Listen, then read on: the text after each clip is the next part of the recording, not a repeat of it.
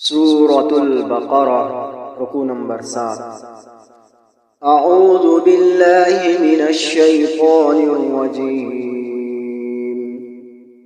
وإذ استسقى موسى لقومه فقلنا اضرب بعصاك الحجر فانفجرت منه 12 عينا قد علم كل أناس مشربهم كلوا واشربوا من رزق الله ولا تعثوا في الأرض مفسدين.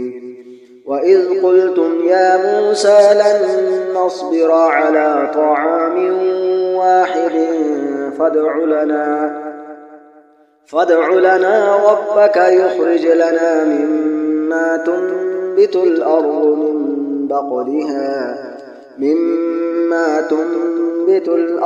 من بقلها وقثائها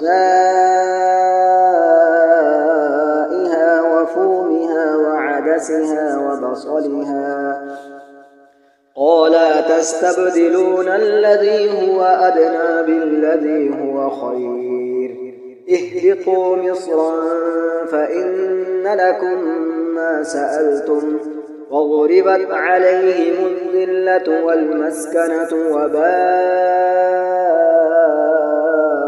بغضب من الله ذلك بأنهم كانوا يكفرون بآيات الله ويقتلون النبيين بغير الحق ذلك بما عصوا وكانوا يعتدون.